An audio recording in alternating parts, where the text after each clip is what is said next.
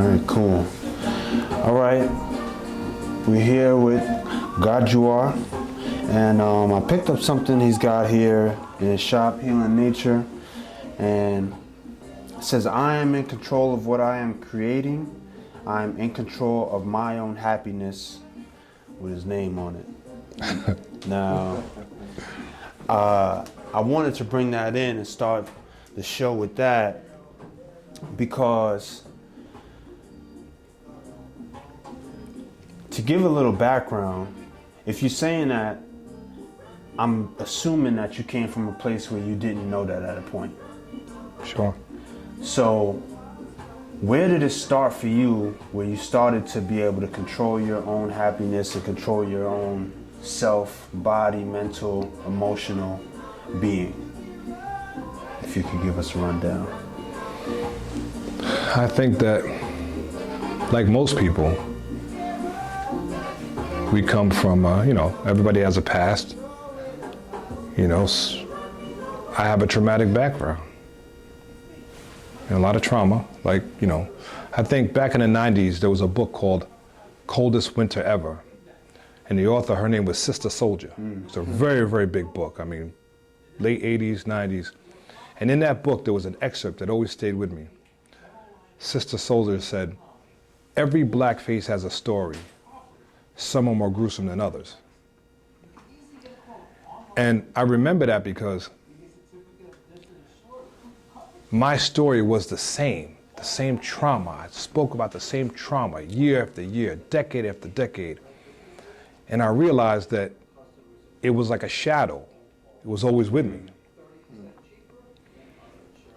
So one day I read a book called The Secret with Rhonda Byrne. And it was a great book. It was a great read. But at some point, we spoke about this earlier, Rhonda Byrne pretty much focused on positive thinking, positive thinking, positive thinking. And again, I tried to do the positive thinking thing. I want a new Benz and I want a beautiful wife and a beautiful girl. It just didn't work for me. It just never worked for me. She put out another book called The Power. And The Power, she talked about feeling and how this was a feeling universe. So I decided, let me try this theory out. And it kind of teeters on what they call quantum physics as well. So I wanted to know more about feeling.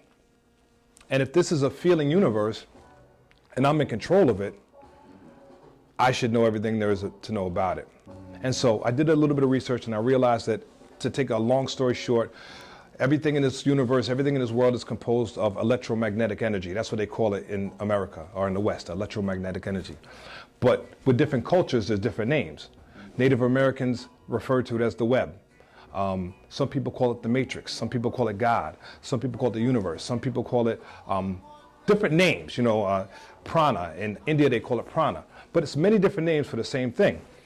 And then I realized that what we have inside of us is an inner technology, which is our heart, that interacts with this every moment of our lives. And so now for me, that was really deep.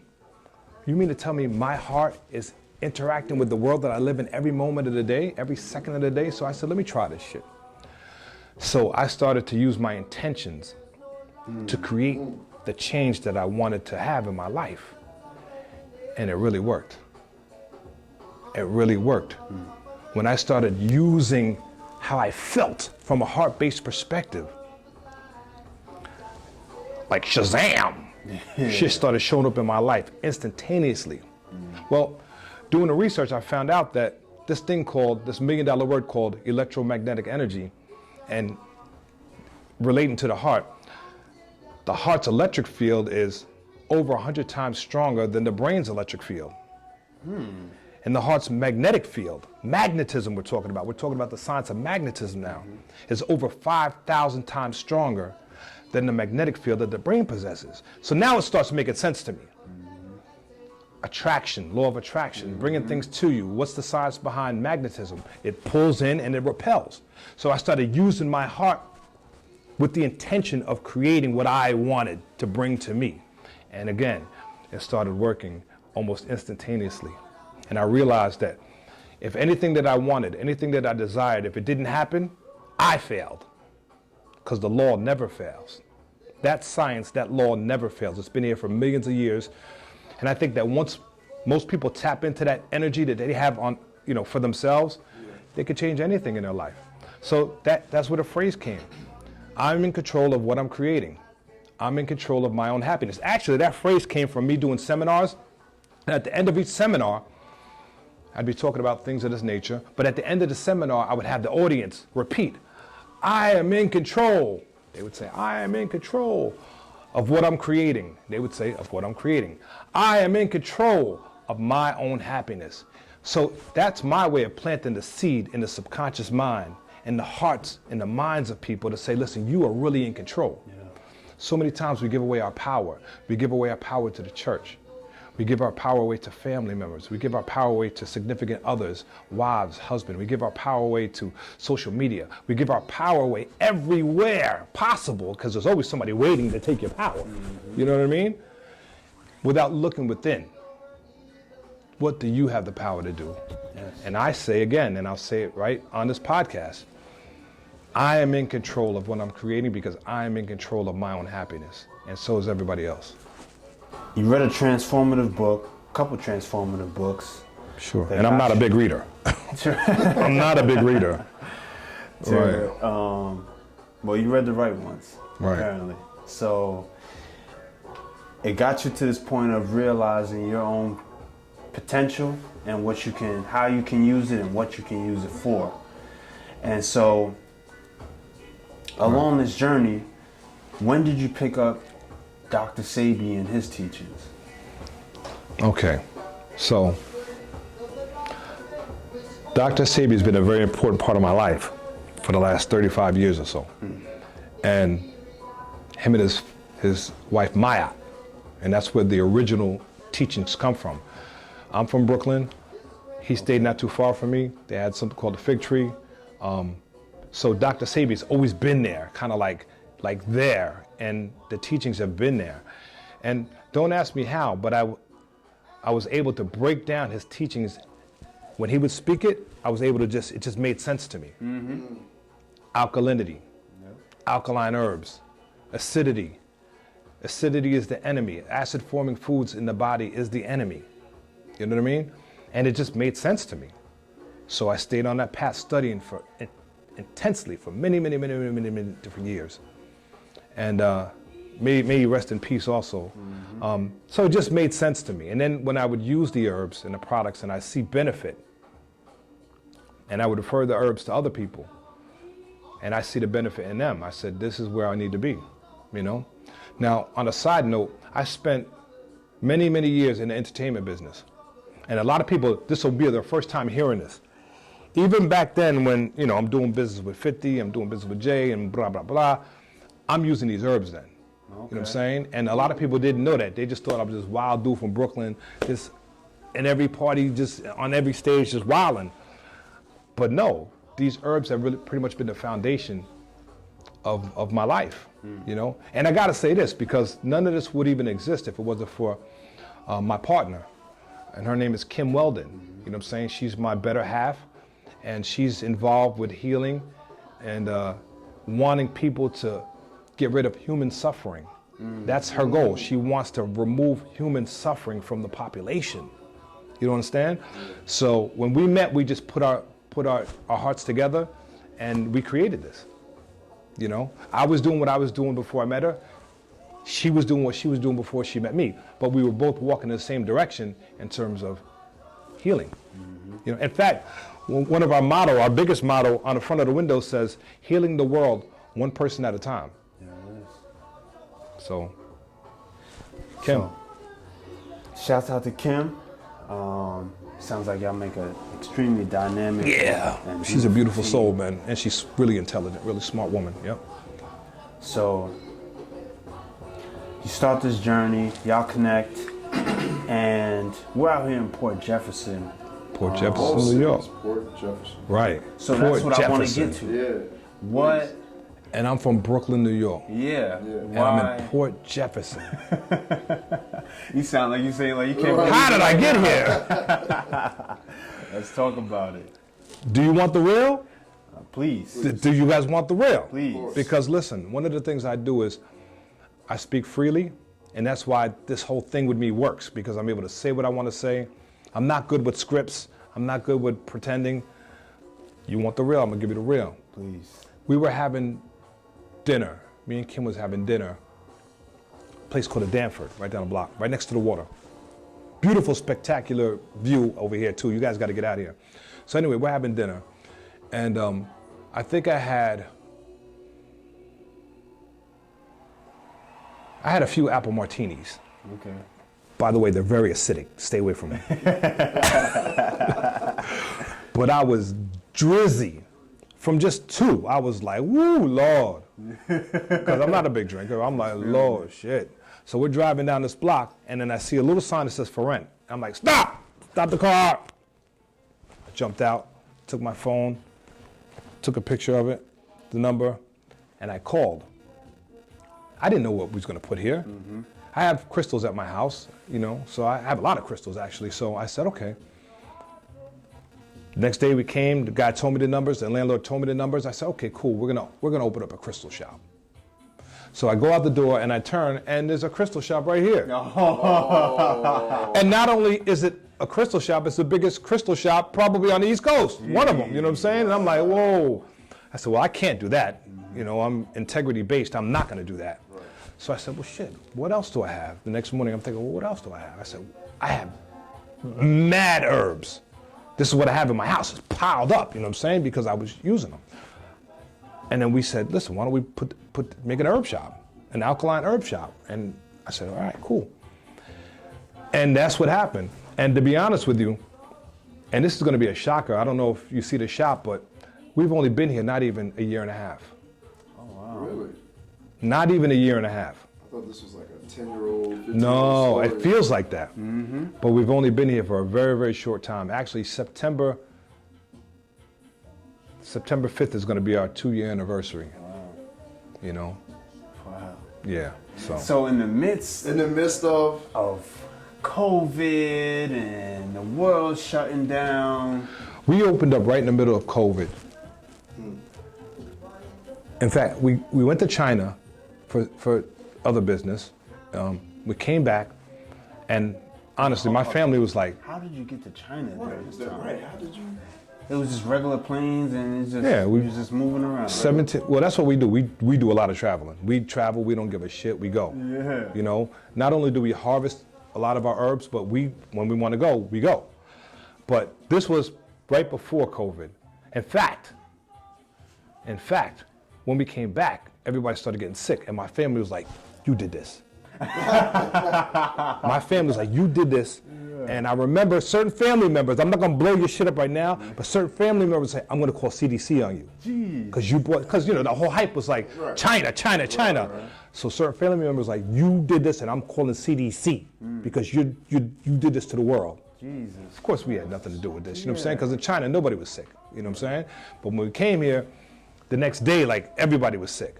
We never got sick, you know what I'm saying? So that was just a funny thing. And then we opened up right in the middle, and then from there, September 2nd, my mother passed. Mm-hmm. God bless. And we were scheduled to open on the 5th. So September 2nd, lost my mom. September 5th, we opened up the store. How'd you muster up that? Yeah. It's tough, man. Still tough. And when people say it gets easier, it never gets easier. It never gets easier. So I just hope my mother's proud. And again, I'm just doing what I'm supposed to be doing. I'm just obeying the mission, the orders that were laid out in front of me, and that's it. So, but we're here. And since we've been here, we've helped a lot of people regain their wellness. I gotta ask you. Okay.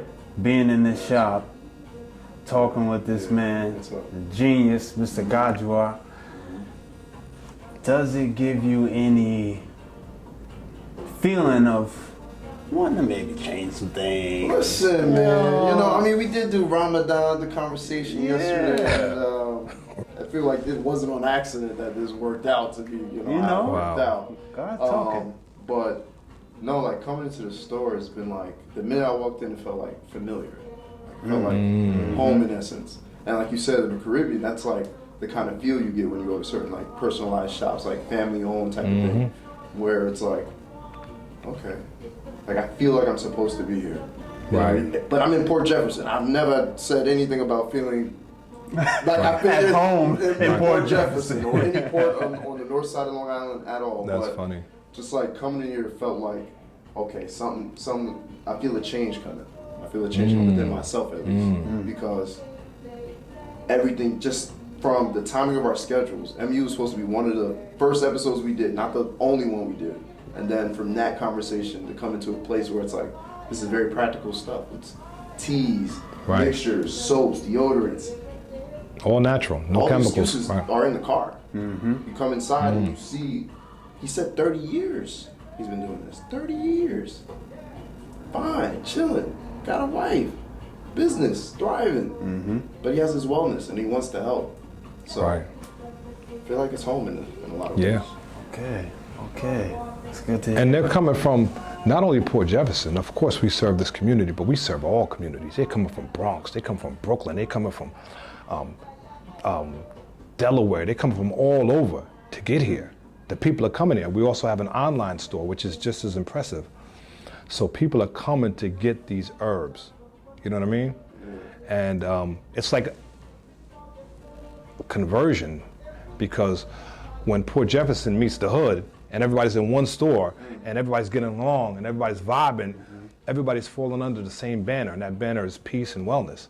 So I see people from different cultures. I got Bloods and Crips coming in here, straight gangbangers, cuts across their fucking face, and we got this 90-year-old man down the block who never even heard of a gangbang, but they're all together having a conversation in this very space, and it's peace. You understand? And they're just trading information, and I sit back and I'm like, whoa. Something special going on. Atheists, Bloods, Crips, white people, black people, Hindu, Asians, everybody in one area, and it's all love. What would you give to the people, because you said that you started this not too long ago, 2 years ago. You've been studying this. You started the store not only 2 years ago. You've been using the herbs. Using the herbs, doing the research, and especially in the day of today where people are saying, yo, don't do brick and mortar, it's all about online, it's all about, those type of things. What can you tell the people about your journey, about making this happen? Like, what is it? Why was it so special for you to make this place a place? Okay, so online is beautiful, it's great. But the problem with that is you don't know where your herbs are coming from. I could assure you none of our herbs are coming from Amazon or Etsy or places where you don't know. You know what I mean? Again, we have two distributors that we've been using, well, at least that I've been using for like the last 25, 30 years. Day in and day out. If I don't go get the herbs, or Kim doesn't go get the herbs, our distributors go. Only two. There's millions of distributors. We only have two.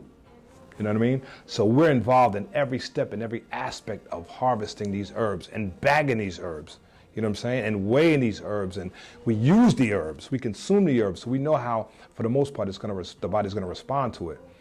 But yeah, I'm gonna say brick and mortars that know what they're doing, you should go, because you can inspect these herbs. You should know what you're using. So when you pick up hydrangea root because you have a urinary tract infection, or you want to, you have an enlarged prostate, and you look at hydrangea root, you want to be able to identify what it looks like, so that when you go someplace else to get it, or if you go someplace else to get it, and they try to give you chamomile, you'll know that, hey, wait a minute, this is not chamomile or stinging nettle, goddammit. This is hydrangea root, and I can tell because I can see it. Because if you don't know about herbs, you don't know what you're getting. Yeah. Never mind the quality and the integrity of the product, you know? So, yeah. I tell everybody, when you go into an herb store, it doesn't even have to be this herb store. Get familiar. Get familiar with these herbs, because I'm going to tell you something. These herbs are the future. A lot of people are turning their back on big pharma and turning their back on antibiotics and modern medicine, because it has failed us tremendously over the last 100 years. The medicine is only less than 200 years old. Mm-hmm. You know what I mean? How could you talk to me about medicine when we're talking about herbs that have been around for thousands of years? In the Amazon, in Africa, in the Caribbean islands, they've been around for 10, 20, 30, 40,000 years. These herbs have been here. Mm-hmm. These alkaline electrical herbs have been here, and it only makes sense. An alkaline herb, that means that the molecular structure in the plant hasn't been compromised. That makes it electrical. We have electrical bodies. It makes sense. To me, it makes sense. Makes perfect sense. We're talking about optimum health. It makes sense. How am I going to put an acidic substance, more acidity in the body, and expect to get life? I stopped eating meat when I was 15, 16 years old. I'm 55 right now. I remember the day that I stopped eating meat. I learned about the government using a chemical called chlorotetracycline. Okay. When I was 15, 16, I was like, chlorotetracycline? It just flows off my tongue. It just flowed off my tongue then. I was like, whoa, this is a pretty big word. And it's just flowing like this. Let me do the research. Chlorotetracycline is a growth hormone. It was how they could take, and again, this is my 15-year-old mind. They take a calf, and 2 weeks later, it's a full-grown cow, you know, and I'm like, wait a minute, this is crazy. This is not natural. And then I started taking it deeper, like, man, the little kids are consuming the milk, and the girls in the hood are fully developed, breasts, hips, you know, like adults, and, you know, the unchecked male in the world, not just in the hood, is looking at these little kids like, still a fucking 12-year-old. But she's consuming the growth hormone. And the rest of the family is consuming the meat and the stress that goes along through the slaughtering process. Okay. And then I said to myself, how could I put this death into my mouth, into my body, and expect to get life? Mm-hmm. I'm putting death inside of a live body and I'm expecting to get life? To me, mathematically and scientifically, it just didn't make sense. Mm-hmm. At my age, you know what I mean? At 15, 16 years old. So I said, no more meat. I'm not eating meat. Cold turkey. I'm not eating pork. I'm not eating beef. I'm not eating chicken. I'm not eating nothing. I'm nothing. And I stopped. I stopped. And here we are. Just it. I stopped, bro. Now, could I do it now? At 55 years old? Probably not. But at that time, that's what I wanted. Mm-hmm. You know what I'm saying? And I was a big meat eater, you know what I mean? Yeah. Like most of us, you know what I'm saying? Our families, you know, came up from the South. We, you know, load up on that pork, you know what I'm saying? Mm-hmm. But I just was like, yo, I don't want to do it, man. Because the government had too much power through these chemical drugs. And I was like, yo, you're not going to control me with this. You know? So, you talked about something that I've said a few times to people. And I kind of wanted you to dig into, you know, what these herbs are, why they're so important, and you talked about how these herbs have been around for thousands of years, some of them maybe millions of years, billions of years, and so these herbs have been around for this long time, whereas you got a lot of certain other foods, the hybrid foods that a lot of what we're eating today in our normal diets, they have only been created within the last hundreds of years. And I'd like to say that everything has a certain knowledge about it. And I truly believe that even though you wouldn't quote and say, oh, okay, this plant has a brain, quote unquote, I think that they do. And I think that the DNA, same way the DNA lives in us, that helps us to show character traits of people who were who were born thousands of years ago, is the same thing that's helping these plants to keep evolving and growing on this planet. Just to cover the first thing you talked about, the DNA. And again, sometimes I tend to get really, really super deep into conversations with people, and I don't want to do that this time. But what I will say is this: our DNA is very similar to plant life. You had mentioned something about that earlier. Very similar to plant life. Secondly, these herbs, this is cell food. This is food for your cellular system. What does that mean? That means that these herbs go deep into your cellular the structure of the cell system, into your DNA, and it repairs. And that's why they're so beneficial to the human body. But again, people can't live off of these herbs. It's not meant to live off of these herbs. These herbs are for the healing of the nations. Your alkaline foods you're supposed to live off of. Fresh food, fresh fruits, berries, melons. Those are body cleansers. You know what I mean? Those are the foods that we're supposed to live off of, including the fresh air as well. And then you mentioned, you mentioned the hybrid foods and all that stuff just being relatively new. Yeah, relatively new, right? Because, you know, I tell people we shouldn't eat beans. We shouldn't eat dairy products. Those products were created in Europe. Mm-hmm. You know what I mean? That hybridization process is a thing in the world. Mm-hmm. Again, you break down the molecular structure of something, you start to tinker and tamper with it to suit your own needs, talk about the powers that be, and now you want to put it back together. Well, guess what? You've broken the chemical infinity. It doesn't go back together. So now you need a chemical binder. And what's that binder? Starch. Starch. Right. And what does starch do to the human body? Overproduction of starch gives you an overproduction of mucus and inflammation. Alkaline herbs, these herbs actually do the reverse. They remove inflammation. They remove mucus buildup. You know, and I say this time and time again, we need mucus in the body. Mucus is a defender. So don't get it. A lot of people think mucus is the enemy. Mucus is not the enemy. An overproduction of mucus becomes the enemy. But acid-forming foods in particular, is and will always be the enemy, because mucus keeps acid in check. So when acid gets out of control, mucus has to say, hey, listen, I need reinforcements. This acid, this guy called acid is getting way out of control.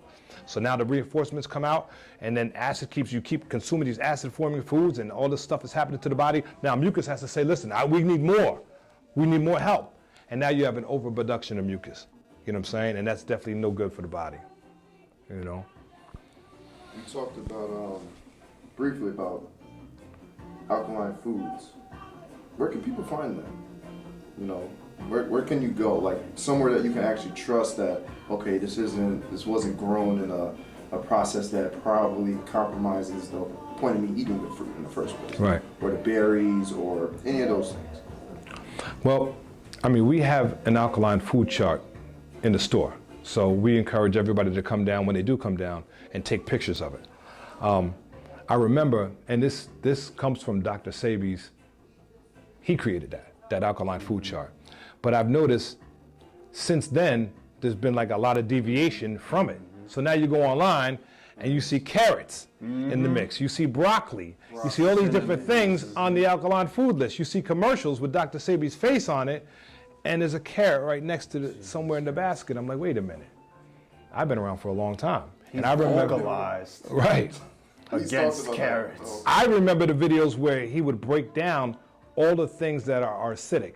And now you can't even find those videos on social media anymore.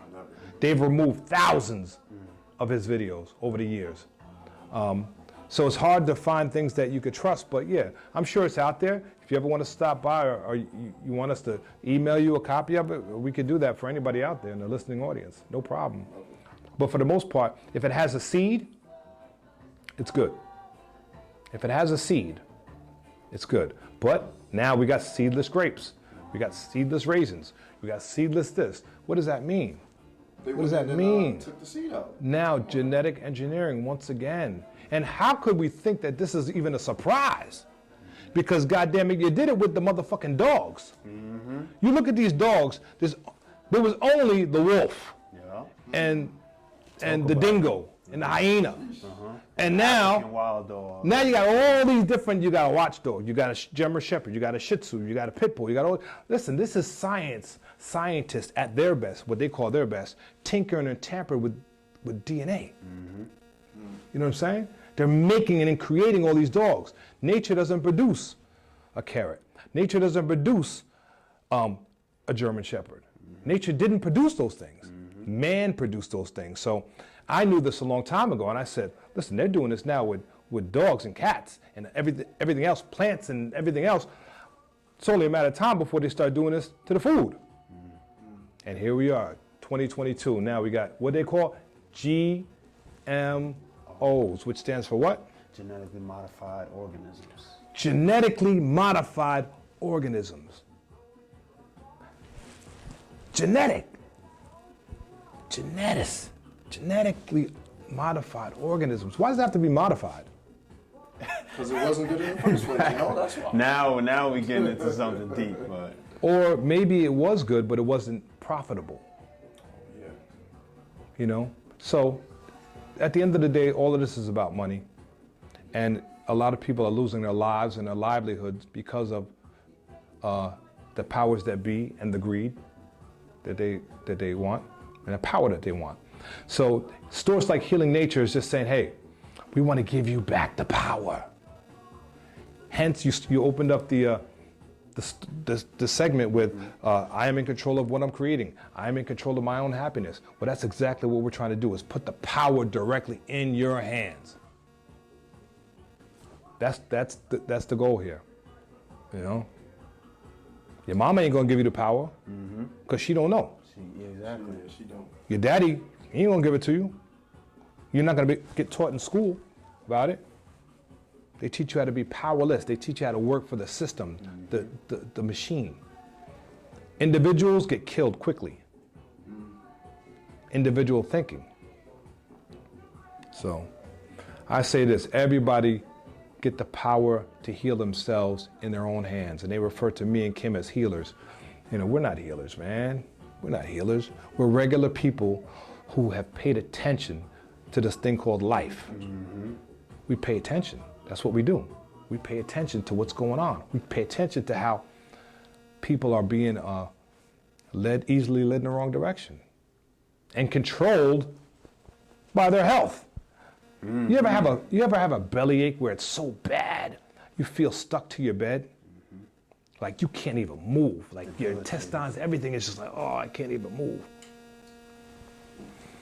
What if I told you you have individuals in place right now that know exactly whatever they put in your community, and not only the black community, but all communities, whatever I put on social media, whatever I put on media, period, or once I click that button, tens upon millions of people are going to be feeling a certain way. And I'm in control of it. Not me, but the powers that be are saying, once I click this button and put this information out there, I'm in control of these people's lives and their livelihood and how they treat each other and how they interact with their families. That's a lot of power, man. Just by a click of the button. And I got my pawns and gatekeepers out there. Just clicking the button, I put this on social media, I put this out to the world, and I control every aspect of your life. How you make money, how you consume your food, how you treat your family, how you raise your kids. Every aspect of your life is being controlled by the powers that be. We're not thinking as individuals. Most people are not. These are not original ideas that most of us have. And so I tell everybody, move in the direction of independence. You know, you'll never be free as long as the enemy's feeding you. So, And that's any culture. any culture, yes. And I think that we should emphasize that, you know, in our community, in the black community, we know about the history and what's been done, and, you know, how people have been treated here. But I want everybody to know that it's not just us that is being taken advantage of.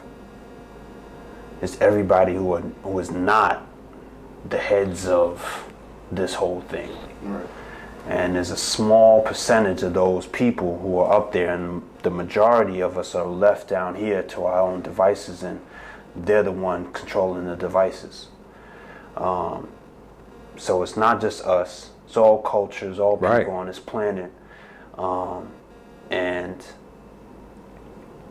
we should see, if we look, how they're manipulating our minds to not pay attention to fighting each other, as opposed to understanding what's really being done to us as people, as the human race. Human race, right. So, not to go too deep, and not to be a what do they call them? Conspiracy theorists. Yeah, Conspiracy theorists. That's so That funny. label, that label. Yeah, exactly. Just pay attention. Just watch. Always pay just attention. listen. Do some Googling, some things that don't make sense to you. Do some Googling, but at the same time, cross-reference everything that you're putting in Google now, because again, they got people putting things in Google to throw you off the path. And just to piggyback on what you said, we're not just talking about black people. We're not talking about just the black-white dynamic. We're talking about Asians. We're talking about all cultures, all walks of life is being affected by this machine, this global machine. So this is for everybody to take advantage of, again, putting your health into your own hands, because if you don't, it allows Diego.com the opportunity to say, hey, by the year 2025, America is going to go from 311 million people down to 69 million. How do you know that? How do you know that, Diego.com? How could you make that type of prediction? 311 million to 69 million. So, we got to fight back. And we got to fight back. We got to control what we put in our mouths. Because, even in Germany, a lot of the chemicals that's in the food here today in America, that shit was banned in Germany as mind-altering drugs back in the 30s and the 20s. I didn't know that. Long time ago. You take a box of Fruit Loops. I don't know nothing about it. Take a simple box of Fruit Loops or macaroni, whatever the fuck you want to do. Can I curse on this podcast? Yeah. Fuck it. So take a box of Fruit Loops from Germany as opposed to the US, and you'll see the chemical ratio is probably about this that they're adding, but when you look at the US, it's like this. It goes to the floor and into the bathroom. It's so long, the list is so crazy. Why? Why? The food tastes different overseas. Travel. The food tastes different overseas, whether it be in Germany, whether in Africa, whether I'm in China, wherever I'm at, the Caribbean islands, the food tastes different. You know what I mean? So I'm an active thinker. So I've always been like, why? Why? You call me a conspiracy theorist. They call you a conspiracy theorist. They call all these people conspiracy. But what if we're not? Just ponder that. What if we're not? What if what we're saying, there's a fraction of truth to it? And if that's the case, you're in trouble. If there's an iota of truth in anything that we're saying, the world's got a problem. I know probably some things we shouldn't have talked about. I mean, are you going to edit this? Are you going to slice this up? Am I going to die behind this? Am I going to be imprisoned behind this shit that I'm talking today? If Fuck that's it. the case, then we got a problem. Listen, if that's the case, we don't got a problem, because we're helping a lot of people to live and to live a healthier, better future. And if I got to give my life for that, come. But understand this, in order to take my life, you may have to give one or two, and maybe even more. It ain't gonna be easy. There it is. So we got For the Community Podcast, we here, and we want to end it off with just a question to you. What do you see if the community starts adopting these things, how do you see us responding? Do you think that we should have, or are you personally looking to expand and put some of these stores in other communities? Sure, 100%. The biggest thing that I see once people start adopting this idea of health and wellness and healing themselves, the biggest thing that I see, and I could be speculating, but I seem to think that, yeah, I got a pretty good gauge on this. I think you're going to see a lot more self-love and a lot more love towards others. Because again, these chemicals are controlling every aspect of your life and every aspect of your feeling and thinking. But when you get right, you start treating yourself right, you get healthy, all of a sudden, the self-hate, the self-doubt Diminishes. evaporates. Everything just goes away, and it's almost you're liberated, and you're able to talk to people differently. You're able to respect one because you respect yourself, and mainly because you feel good about yourself. Right. You're not bogged down and held down with all these chemical agents and these chemical foods that are just got us tied up at our hands and our legs. That's what I've noticed with myself. Once I began to change the way I was eating, I started to feel different. I didn't look at anybody in any community as different. I was like, especially in my own community, I come from the streets, I come from the hood, feel me? So it's always been like, we got a problem. If you look at me wrong, we got a problem. But once I started cleaning up my life, cleaning up my diet, it was all love. Brother, no, we don't got a problem. You know what I'm saying? Ever. So. You know who said the same thing? Styles P. Really? Styles P said the same thing on I'm Athlete, where he said he was the type for years where if you looked at me wrong, it'd be a problem. It'd be a problem. And he started eating differently, and felt like he was all of a sudden liberated. Right. And didn't feel the need to have to. Uber aggression. You know what I'm saying? Like, hurt something verbatim. that looked just like you. Verbatim. Why? Because I was trained to eat this garbage trash food, and this garbage trash food that I'm eating is what I become. What they say, you are what you eat. Yeah, I'm consuming all these acid-forming foods and all this garbage. I am garbage. I start thinking like I'm garbage, and I start behaving like I'm garbage. And not only that, everywhere that I look, all I see is trash, personified as human beings. That's that's the mind state. You know what I'm saying? And then when you remove all that stuff from the body, now you look at people as humans. Like, wow, this is a beautiful spirit. This is a beautiful soul. In fact, Dr. Sebi told me when he was eating the trash that he was eating, he wanted to kill his wives. At different points of times, he wanted to kill various. He had a few wives. You know what I'm saying? He wanted to kill them. No, many people didn't know this about Dr. Sebi. They didn't know that he spent time in mental institutions. I was about to ask you that. Yeah. Because I've heard about this, and Sure. I've heard him speak about it. Sure. And he was very candid and very open and honest about it. You know what I mean? And that's okay. Because guess what? If you're institutionalized or you're not, we're still suffering with mental illness, all of us, because of the foods that we're consuming, the poisons that we're drinking. Some can mask it better than others. Yeah. So you're a person who can function with mental illness, but you're still mentally ill. You know what I mean? So, and all that could be alleviated by just changing our diets. Simple. God damn it, cut down the meat. Remove the processed sugar.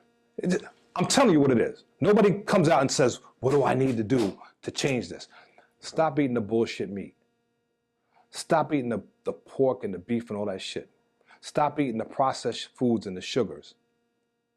Stop drinking the fucking alcohol and all the chemicals that go in that. Now, we all like a good drink every now and again. Cool. You know what I'm saying? But understand this. Everything that we eat synthesizes into sugar. The biggest drug in the world. The biggest drug. Don't tell me about heroin. Don't tell me about crack. Don't tell me about none of this stuff. The biggest drug in the world is sugar. White refined sugar. Because it all synthesizes back to that. And that controls our mind. That controls our hearts.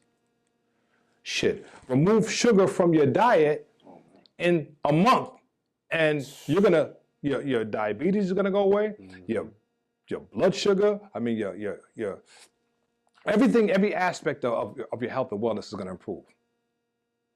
Just by removing sugar. Just sugar. That's it. So again, the power is in your hands. No one's gonna save you.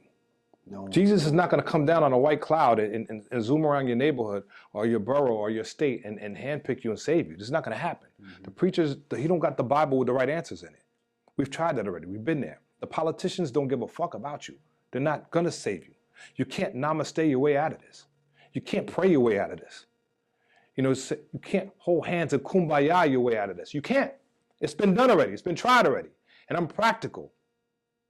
You have to be able to save yourself. And if you can't save yourself, you're going to perish. Just like that. Damn. They're not going to like me. They're like, he's talking that shit. He's talking that shit. And we're going to shoot him down like they shot Malcolm. Bah, bah. The great Malcolm. So,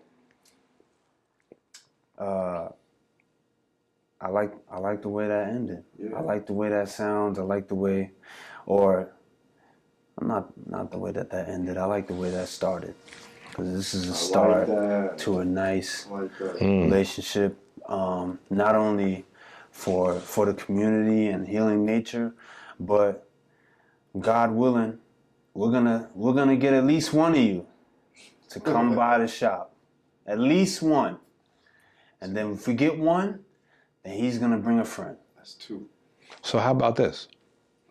What if we get 100? Oh. What if we get 1,000? Okay. I mean, because I'm thinking about it while you're saying it. I'm like, why does everybody start with just one? I start off by saying healing the world one person at a time. God damn it, we've had thousands of people in here in a year and a half. Why one? We're going to get hundreds. We're going to get thousands of people coming here because a lot of people are disappointed with how their lives are being ran right now. And people want change. People want relief from the pain, from the psychological pain, from the depression. People want relief from the abuse. People want relief from being held down and hostage by the foods that they're eating. People are tired of that shit. They're sick and tired of being sick and tired. And we can show you how to do it, but again, you got to do the work. You got to do the work. So, with that being said, this is For the Community Podcast. Thank you, Mr. For the Goduar. Community Podcast. But I got a question for you guys. We're going to turn the fucking tape. Where's my phone? Where's my cameras at? Where's my camera crew at? Hey, get over here. We're going to interview these motherfuckers. For the Community Podcast. Yes. Is it for just one community or is it for all communities? See, now, I don't want to get too deep. I'll say. But sometimes you have to. My thought. I got very deep here, so you're gonna get deep here. So I'm gonna turn around. Where's my microphone at? We're gonna talk about this shit. Whose community is this for? My thought process is there is one community leading the charge that everybody's following. And if you're paying attention, you can see who it is. And who is it? As long as we get that community. Who? What are you talking about? What's the one community, brother? Talk to me. What community is that? I need to know because I'm not good with code language. The Black community. Leading the charge on health and wellness. Right now. That's what you're saying? Leading the charge on life. Life. Everything. Woo! Cut! No, I'm playing. That's pretty big. That's pretty big. So what do you mean when you say that? The Black community is leading the charge on life in the state of being that we are right now. We're leading something somewhere. We're doing that, really? I would say that it's life. God put us in this position. And, I'm a believer that everybody's watching. The kids are watching. What we're going to do? The adults to take charge. And it's on us to be in the mind state and in the healthy place of being to take charge, unless we're going to continue to victimize ourselves. Right. So that's a great answer. And I want to just add on to that. Let me tell you something. Health and wellness, for the most part, is for everybody. Sure. The people that need it the most right now is probably the Black community. In terms of there's a lot of damage that has not been repaired since the transatlantic slave trade. Now, I'm talking very candidly now. Some people don't like that. I don't care if you don't like it. These are the facts. You understand? Everybody should get healthy, right? Every community, every nationality, every race of people, right? You got it. But we're talking about right now, Black and brown people need health and wellness the most because we're the ones refueling this self-hate and degradation and this mindless killing of one another. You understand? So once that can change, then we resurrect as a better people. You know what I mean? And one of the things that we need to bring into our diet in particular is iron phosphate. See, that's the one thing that Dr. Sebi used to talk about. But you haven't really heard it from anybody else but Dr. Sebi. During the transatlantic slave trade and during that whole atrocity, when the African was removed from Africa and brought here, they never brought the food of the captive. What did we eat before we were brought here? Because there wasn't cows and shit running around in Africa. All that shit came from Europe. You know what I'm saying? We wasn't eating chickens, nothing like that. We wasn't drinking watermelon juice and all that other shit. A lot of that stuff came from Europe. We had a healthy alkaline diet, fruits and vegetables, which made us, for thousands of years prior to that, that kept us in optimum health. But iron phosphate is one of the things that we lack. And iron phosphate is iron that comes from the ground, comes from plants, but in particular comes from rocks, nutrients that we need. And we lack that. And once we start to get into herbs and foods that are high in iron phosphate, not the other iron that comes from chemicals, I'm talking about iron phosphate. That alone, that in itself helps us to begin to feel better, think better, move a little bit differently. So, yeah. So again, these herbs and this healing is for everybody. You know what I'm saying? But right now, we need to heal ourselves. And just, again, if a little bit of what we're saying makes sense, I like to think about it. You spoke on our diet before we came over here. And if you think about the process too, killing, slaughtering animals, cleaning them up, because you don't just eat them like a tiger eats an animal. We don't just eat them raw, or else we would be sick. So we have to kill them, catch them, kill them, clean them, cook them to be able to eat them. Now, if you think about nature and where we came from in Africa, where there's forests and fields of trees, mangoes, apples, look in your local backyard. These things are just falling from the sky. So you're telling me you're gonna decide to go hunt, kill, murder, clean, cook this animal as opposed to just eating the foods that you could pick up off the floor, pick up off the tree, pick up out the water. Just think about it. Just think about it, please.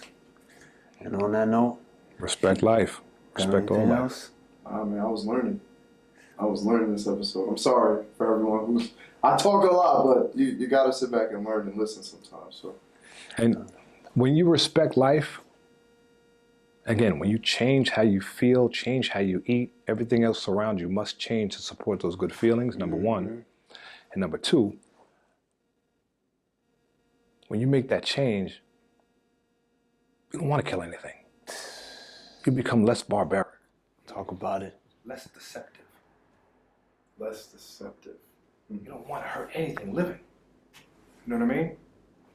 And then you can't even fathom eating the chicken or the beef or the this or that, anything that lived, because it's something that has an essence. Everything, even the GMOs of the world, it has an essence. And that life's essence is what governs all of us. So for me to be so barbaric and just so devilish to just want to kill everything, where did that come from? That's not an original idea. Where did that come from? That was planted into your subconscious mind. That was planted into your heart. Where did that come from?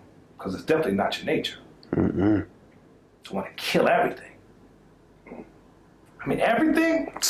Killing everything. Just killing it. Consumption. Coexist.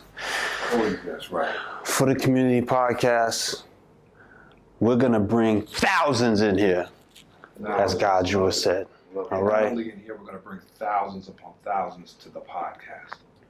This is what we're going to do. That's why we're here. You can come to the store, you cannot come to the store. I hope you do, but we want to bring thousands of people to the content of this podcast because we speak unapologetically and we're not afraid. We're not afraid. And that's what we need more of. You're talking about adults standing up, you're talking about the kids standing up and being unapologetically who they are. You understand? The days are over of, I'm afraid, I don't want to speak my mind, I don't want to say things that's going to hurt other people. Because of course there's an agenda going on here and they want to get rid of the alpha female and the alpha male who have an opinion. Everybody's got this group think. We're all going to behave alike. No one's going to step out of bounds. And that's why I hate sports, by the way.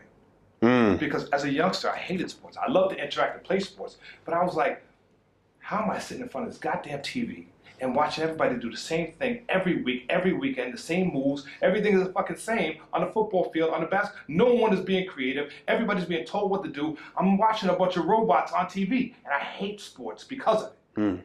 Because you can't be an individual.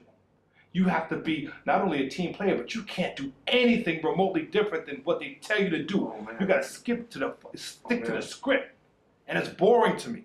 So I hate sports. I can't watch sports. Please, I'm probably the only black man in America that can't see shit about motherfucking sports at all. I don't know. Dr. Johnson would love. He's gonna come here. I know for a fact Dr. Johnson's gonna come to this place. I'm not doing sports. It's not creative enough for me. They don't want you to be creative. Bunch of mindless drones on a basketball court doing what you're told to do. I don't like those people. You know that might have something to do with why certain players, get phased out of the league now that can still play. The Melos and the Little Zekes and the Jamal Crawfords. And I don't even know who the hell those people are. All right, so it goes back further than that, but I kind of see a little bit of a correlation. Yeah, But Craig Hodges. You don't play the game. That's it. You know what I'm saying? And I'd rather be with brothers like yourself and sisters like the sister that's behind the camera. People who said, I'm not interested in playing games. Let's save lives. There it is. Fucking